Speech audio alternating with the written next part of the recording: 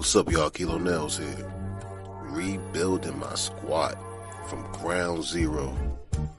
Let's get to work. So, the best squat I've ever done in competition is 815 pounds. Now listen, I'm far from that right now. Nowhere close to it. But let's try to build this squat back up and see where we can take it. So normally when I'm training squats, I use either the SSB or the Duffalo bar, because those bars are easy on your wrists and on your elbows and on your shoulders. Now, I don't have the most mobile wrists, elbows, and shoulders, so squatting with a straight bar is a big adjustment for me. So what I'm doing is this. I'm starting off by just doing high bar to take as much pressure off my joints as possible. Sometimes you got to get comfortable being uncomfortable. Every gym you go to isn't going to have the same equipment, the same bars, but don't let that stop you from getting your training in and putting that work in. So here, I have to just suck it up. Use the power bar and just get to work. So today, what we did was this. We worked up to an easy 450 and we got pauses in. 450 for sets of 5. Got some good pauses. And we stayed tight, and we try to keep the form and technique as tight as possible all the way through. Now, this is my first time squatting in a few weeks, so I felt rusty. But I just locked in mentally and got the work in. And it moved pretty good. I'm not going to lie. It felt heavier than what 450 would normally feel. But listen, man, we ain't no punks. We going to get the work in, and we going to get it done. We're not going to complain. We're not going to cry about it. All we're going to do is work. That's all we know. Put the head down and go to work. I'm tired of seeing people online. Oh, my shoulder was hurting. My knees was hurting. I couldn't do the work. All these excuses. Shut up. No one cares about your excuses. Just put the work in. We all go through stuff. Life happens. It is what it is. Nobody cares that much. You're the only one that cares that much to make excuses, because that's how you feel. You feel down on yourself. You don't have that confidence that you can build it back up. So shut up, get to work, and make it happen. That's all I can say. I don't have nothing cool, no crazy motivational speech for you. Just shut up and get to work in. So right after those pause squats, we went straight into the squat press. Now this movement is a little different from the leg press, and I felt it like crazy in my quads. I really enjoy this movement right here.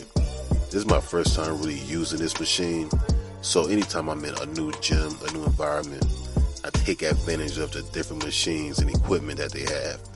So this is something I'm going to add to my repertoire on a lot of my leg days. I thoroughly enjoyed this one. So right here I did 3 sets of 12. Now each set I moved my feet slightly so I can experiment and see where my feet placement will be the best so I can get the most out of this machine. So normally on the leg press, I have my feet up a little bit higher. I can feel it more in my hamstrings and my glutes. But with this machine, I thoroughly enjoy having my feet a little lower. It wasn't as much pressure on my knees. Now that's the one thing. When you're doing any type of leg press or squat press movement, having pain in your knees is going to discourage you from even being on the machine. So I love to experiment and see where the feet can go to make it as smooth as possible and feel it more in my muscle than in my joints. Any movement that you're doing, if you're feeling it in your joints, readjust your leg placement, readjust your foot placement, and see where you can put them. Everyone's legs are different. Everyone's leverages are different. So you're going to want to see what's going to be best for you and your body type. When you're doing movements like this, don't jerk too much at the top. Ease up at the top. When you try to jerk or jump up at the top, you're going to feel a lot of pressure on your knees, and you don't want that. Take it easy at the top, work the muscle, and squeeze into it. So after the squat press, we're straight into the leg extensions. I like this leg extension because it's plate loaded. And for some reason, the plate loaded feels a lot better on my knees than in the pin loaded machines.